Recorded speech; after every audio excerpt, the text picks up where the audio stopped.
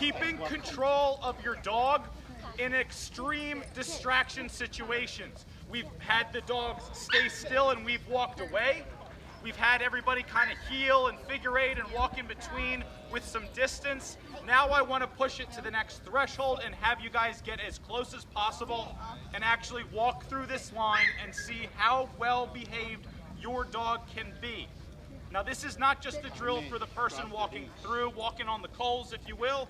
You guys also, because we're getting close and you're close to each other, you have to keep your dog in a sit.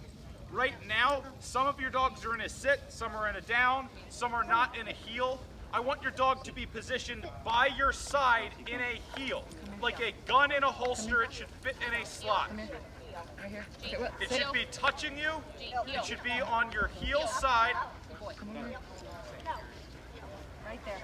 There you go. And I just want to take a moment and give a round of applause to this angel here who is doing an amazing job. How old are you? 10 years old, and she is doing some dog training like I've never seen with this big German Shepherd. So let's give this girl a round of applause. You are amazing. Way to go handling this German Shepherd. I hear you over here. So what we want to do is lift up and say sit. Come here. And press the button 3 Right times. here. And sit. There. Good sit. Good. And the Good dog sit. will go into a sit. Good sit. Come It's here. okay that it's kind of going backward a little bit. What I want you to do now is I want you to press the button 3 times. Nope. Sit. Okay. And the dog will start it one more time. 3 times. Up. See how the dog came into you now? And it's more in a heel. So now hold the dog here, and you're good to go. Good job. So we also want to have this dog into a heel. So also notice how, if you guys notice, our dogs learn from us. If you are not confident, the dog won't be confident. If you're a little scared or anxious that something might happen, your dog will react to that behavior.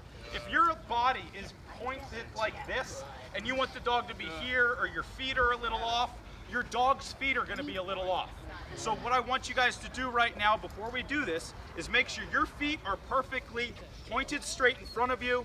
Your dog should be on your left or your right, looking straight or looking up at you. But that's the base foundation that you should have for something like this. If there's a crazy dog that's off loose, off leash right now, running over here, the only way we can really prevent something from happening is having all your dogs almost be invisible. Like there's a T-Rex coming and I said, don't move, it can't read your heel signature, right? So we want to have you and the dog firm, confident, understanding this is where we are, right? So it all comes down to these little things. Now your dog's more in a heel, looking straight. This dog's much better. Both of these dogs are great. That's awesome. And this is what we're talking about. So now we can start the exercise, and if your dog moves at all, right? We did this last week a little bit. If the dog is by your side, whatever it is, if the dog moves one way this way, one way in the front, one backwards, the button keeps the dog in position. So if your dog moves at all right now, it is your job to make sure that it gets back to that foundational positioning that we just established. Does everybody kind of understand what the groundwork is? So even with this, right? The dog says, hey, I'm tired, it's a Sunday, I want to lay down, come on, Mom. What I would do is just go like this, walk the dog over, come back, put the dog into a sit, and there we're good, right? Sometimes if the dog's overwhelmed, giving you the breaks, I don't want to do it anymore, I'm tired, give it a break and come back over, right? I know some of you guys had some work, you guys were working, it's like, oh my God, hey, listen, I know it's Friday, we're going to work a little bit, but take a quick 5-minute break, come back and we're going to pound through it. Okay, I took a break, I came back, I'm ready to go. So if you see your dog stressed, give him a break, bring him back, and you can see now your dog's going to sit perfectly in a heel.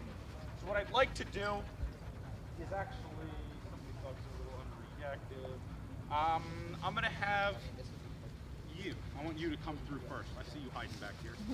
Off. Come on through. We're going to have you come through here. And what I want you to do is just stand here for now. I'm going to have you guys take one giant step forward. Keep the dog in your heel. Make sure it's sitting. And you guys come close as well. Sit. Heel. Heel. No. Heel. Right there. Heel. And you should be all right.